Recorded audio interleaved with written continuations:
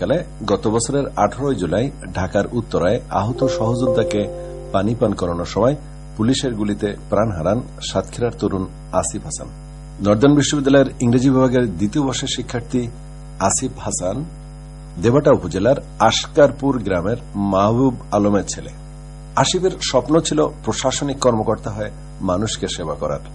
এ বিষয়ে তার যমজ ভাই রাকিব হাসান বলেন, বৈষম্য বিরোধী ছাত্র আন্দোলনে সাতক্ষীরা জেলার প্রথম শহীদ আসিফ হাসান আমার যমজ ভাই। আমরা দুই ভাই যমজ। তার জীবনে, আমার ভাইয়ের জীবনে একটি স্বপ্ন ছিল সে বিশেষ ক্যাডার হবে, সে রাষ্ট্রের সেবক হতে চাইতো, কিন্তু তার স্বপ্ন বাংলাদেশ পূরণ হতে দিল না। এখন আমার ভাইয়ের মৃত্যুতে আমার পরিবার শোকাহত।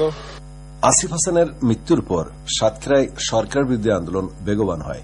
এ বিষয়ে বৈষম্য বিরোধী ছাত্র আন্দোলনের সাবেক সদস্য সচিব সোহেল মাহদিন জানান, আর এর পরবর্তী সময় 18 জুলাই যখন আমাদের সাতক্ষীরার গর্ব আমাদের শহীদ আসিফ হাসান শাহাদাত বরণ করেন গুলিবিদ্ধ হয়ে ঢাকার উত্তরাতে, তারপর থেকে আসলে সাতক্ষীরায় সে আসল যে আন্দোলনের রূপ সেটা আমরা দেখতে পাই। শহীদ আসিফের পরিবারকে সহায়তা করতে সরকার খুবই আন্তরিক বলে মনে করেন বৈষম্য বিরোধী ছাত্র আন্দোলনের সাবেক সমন্বয়ক ও আশকারপুর শহীদ আসিফ আদর্শ বন্ধু মহল সাতক্ষীরা জেলা শাখার সভাপতি আরাফাত হোসাইন।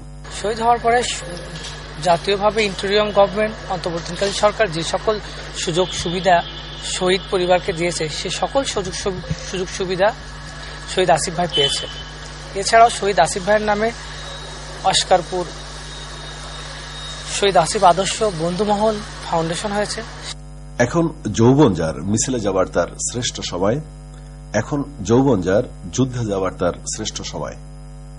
আসিফ হাসান কথা রেখেছিলেন, তার তারুণ্য তিনি ব্যয় করেছেন দেশের স্বার্থে, তাই তো তিনি অমর চিরস্মরণীয়।